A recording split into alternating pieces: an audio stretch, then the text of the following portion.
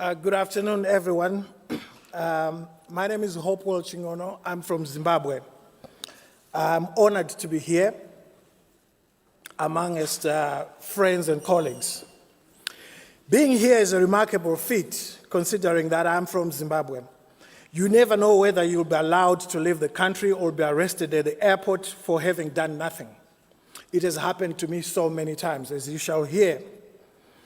I was born 51 years ago at Harare Hospital. That is Zimbabwe's biggest hospital. Today, it has only 2 maternity theaters, and only one of them is working. Both maternity theaters were built in 1977 by the colonial government. It only costs $37,000 to build a maternity theater. But the ruling ZANU-PF government has never built a single maternity theater at the biggest hospital in Zimbabwe. For the past 42 years it has been in power, and we are still counting. The government has blamed everyone except itself when 2,500 Zimbabwean pregnant women die each year from childbirth.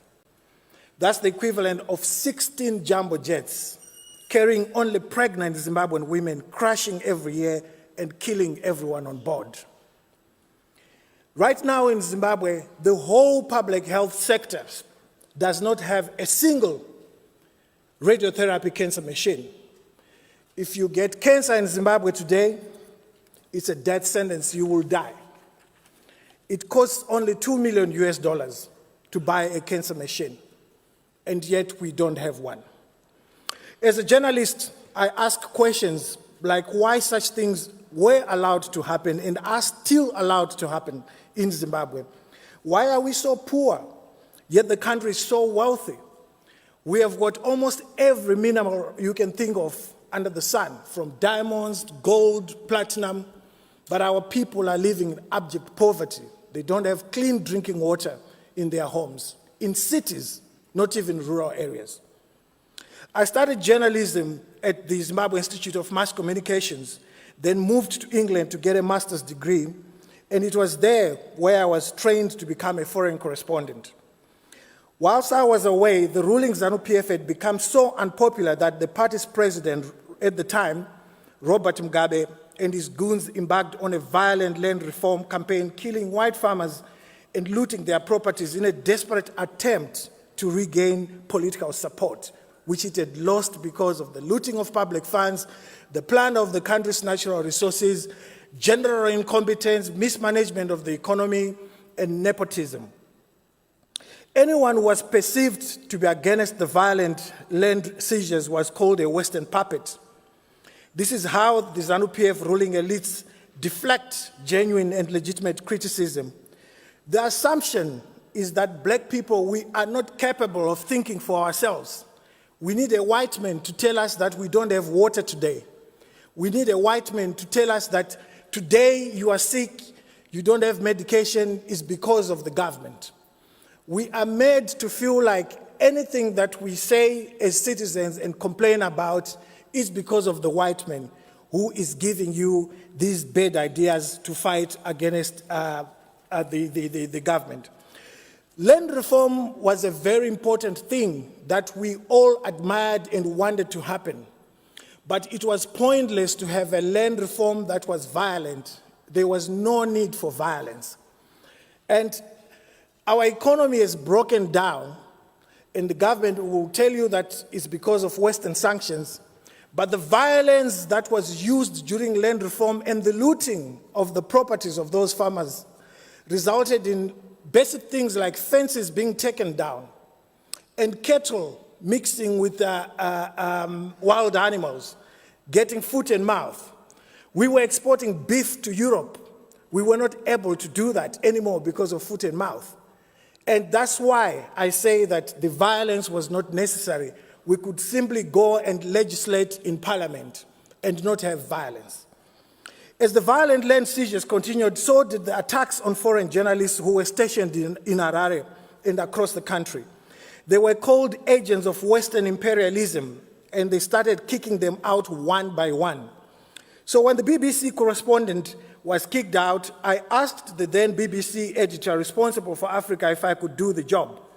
We agreed and I moved back to Harare, only to realize just how much things had changed in the 9 years I'd been away living in England.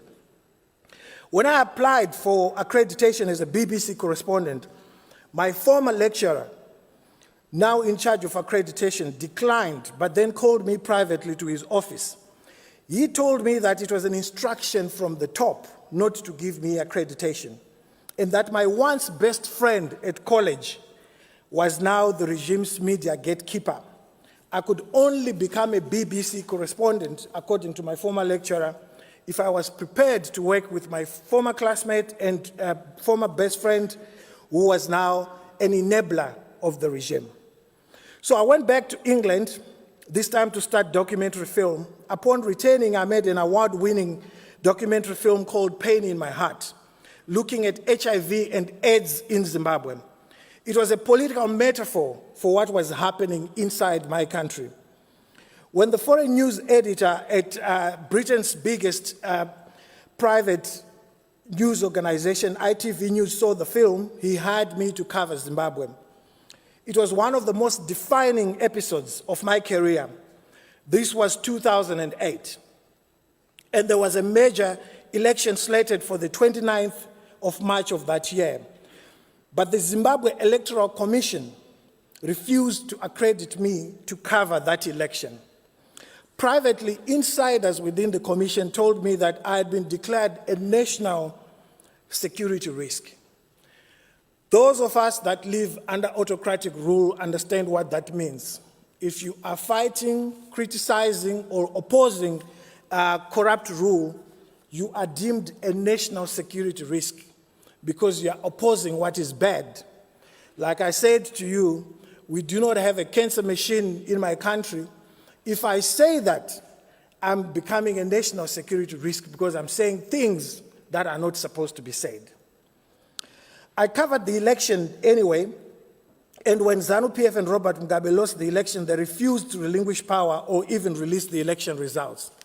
Instead, they attacked our citizens with ruthless violence, and I found myself at the center of it as the first journalist to break the post-violence story on international television. I also found myself looking over my shoulders as the state security and police officers started tailing me and other journalists to instill fear in us. Autocratic regimes survive on instilling fear in citizens. I would move houses every night, fearing abduction by state security agents. Other critics were abducted and disappeared for days, only to be released having been tortured. One such critic was taken away from his home.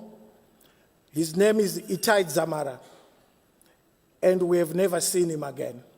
He was a journalist. By the time things calmed down, the state had murdered hundreds of its supposedly opponents.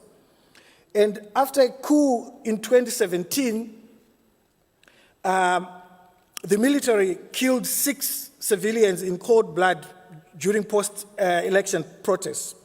And since then, after President Mnangagwa took over, he has proven to be more brazenly corrupt than Mugabe ever was. His corruption has destroyed our economy, healthcare system, and other public services like roads. Most of our roads are potholed. As I said earlier, most people don't have access to clean drinking water, which is a basic human right. To understand the terrible economic decay of my country, when I started my journalism career in 1991, Zimbabwe's economy was bigger than that of Kenya. 30 years later, in 2022, Kenya's economy is 5 times bigger than that of Zimbabwe. And 1 in 2 Zimbabweans are living in extreme poverty. In 2019, I set up an organization I named Save Our Hospitals. This gave me a wide open window of opportunity to see the healthcare system up close and very personal. I became an accidental investigative journalist, something that I had not set out to become. I learned that all Zimbabwe's 6 central hospitals only needed $50 million US to run efficiently without shortages. Yet, doctors and nurses had no gloves, and up to now, they still don't have the gloves. There was and still is no medication in our hospitals. I just tweeted yesterday that one of the big 5 hospitals could not even give a patient paracetamol as of yesterday, or MMT. It's not available, yet this is one of the big 5 hospitals in my country. The amount of money being looted every month in smuggled gold alone could run all central hospitals for 2 years without any shortages. The ZANU-PF political elites loot $100 million every month. Our hospitals, the central hospitals, require only $50 million. So what they are stealing in a month can run the central hospitals in 2 years. That is the absurdity of how corrupt the regime has become. When COVID hit in January 2020, I started using Twitter and Facebook to expose how the government had destroyed our public health care. Everyone was terrified. I was terrified of dying too. And it was so terrifying that to see a government behaving in the way they were behaving, one had to do something about it. When I started using Twitter and Facebook to expose how the government had destroyed our public health care system, which led to a local politician organizing an anti-corruption march, I became public enemy number 1. On the 20th of July, 2020, 7 officers armed with AK-47s came to my home, broke the French door leading to my dining room, and dragged me out of the house, walking barefoot on top of broken glass. I was denied bail twice, and I spent 45 days in prison.